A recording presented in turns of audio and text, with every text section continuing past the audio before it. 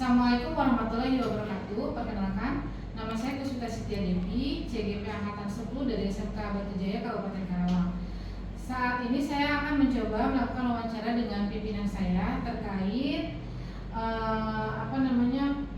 ada kasus-kasus di mana dua kepentingan sama-sama benar atau sama-sama menilai nilai kebajikan, juga terkait kasus-kasus dilema etikanya. Mohon izin Bapak, saya akan mewawancari Bapak Cecep Roni Budiman sebagai pengawas seminar untuk observasi ini. Mohon izin Pak. Yeah. Bapak, selama ini bagaimana Bapak mengidentifikasi kasus-kasus yang merupakan dilema etika atau rujukan moral? Iya, kaitan dengan hal seperti itu dilihat dari tentu saja berdasar pada program kerja ya, pelaksanaan program kerja, apa yang seharusnya berjalan dengan yang terjadi. Nah dari situ maka dilakukanlah evaluasi gitu. Oke.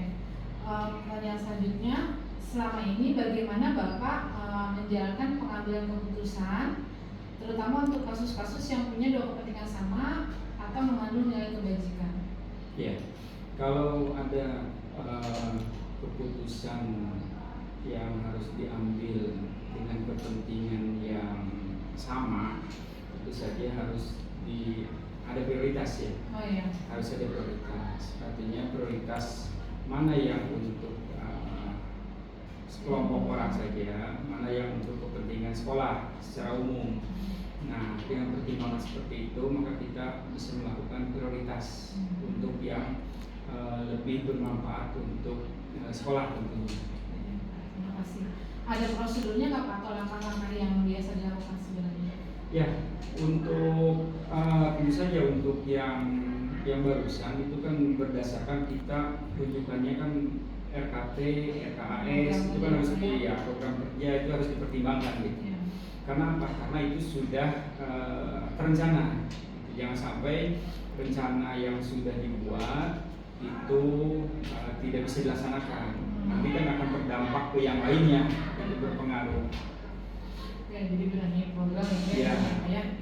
Lalu yang paling efektif nih Pak ketika mengambil keputusan pada kasus dilema etik, paling efektif itu apa ya Pak? Ya, kalau kaitan dengan dilema etik keputusannya tentu saja kita harus selain mengedepankan prosedur, kita juga harus mengedepankan pendekatan personal. Ya, dengan pendekatan personal tersebut kita bisa tentu saja memberikan pemahaman agar kepentingan yang lebih besar itulah yang bisa diambil.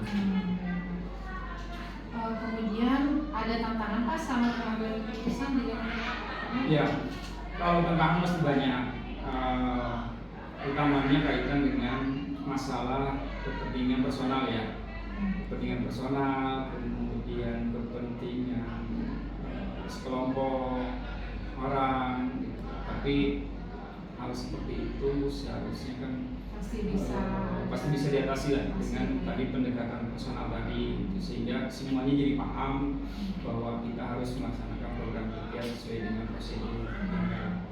Oke, ketika pengambilan keputusan atau penyelesaian dilema etika itu ya Pak ya, ada jadwal khusus nggak untuk tata kala yang diambil oleh Bapak? Oh, harus seminggu sekali nih, sebulan sekali nih untuk pengambilan keputusan kasus dilema etika. Kalau 1 bulan, di dalam IHT gitu. Ya, kaitan dengan itu tentu saja kita harus membuat KPI ya, KPI sehingga nanti kita selalu mengecek program itu sudah berjalan atau tidak. Gitu. Nah, apabila program itu di progresnya belum berjalan atau dikhawatirkan tidak berjalan, nah maka kita melakukan penguatan baik dengan pertemuan, diskusi atau yang lainnya. Dan untuk mempermudah membantu Bapak dalam pengambilan keputusan dilema etik, biasanya ada orang-orang tertentu atau faktor-faktor yang mempermudahnya? Ya, kan secara secara organisasi ya. Secara organisasi kita harus melibatkan orang-orang yang sudah ditunjuk oleh kita untuk bisa membantu dalam manajemen gitu. Sehingga kita melibatkan personal tersebut untuk memberikan masukan-masukan sehingga semuanya jelas sesuai dengan bidang yang harus diselesaikannya. Baik, terakhir Pak, dari ini kan terima kasih ya Pak ya atas insight-nya gitu. Tapi pasti ada poin penting yang bisa Bapak ambil ketika aktivitas-aktivitas atau kejadian-kejadian pengalaman Bapak tadi bisa diambil. Itu ada nggak sih Pak poin penting nih dari pengambilan keputusan untuk kasus di rumah itu? Ya, tentu saja poin pentingnya adalah kita harus menyadari dengan adanya makanya kan ada sebuah model kompetensi ya. Model kompetensi guru itu. Nah, kita harus memperhatikan sebagai pimpinan ya, sebagai pimpinan kita harus memperhatikan ada model kompetensi kepribadian, ada model kompetensi sosial, kan ya. Nah, itulah yang harus kita perhatikan.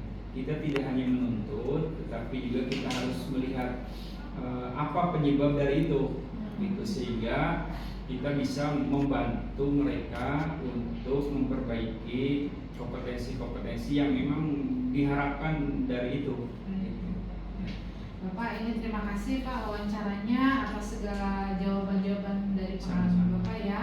Mudah-mudahan jadi perbaikan saya pribadi ke depannya dalam hal manajerial.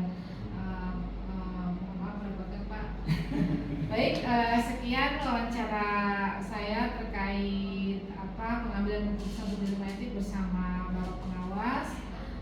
Mudah-mudahan menginspirasi. Mohon maaf jika banyak kekurangan. Wassalamualaikum warahmatullahi wabarakatuh.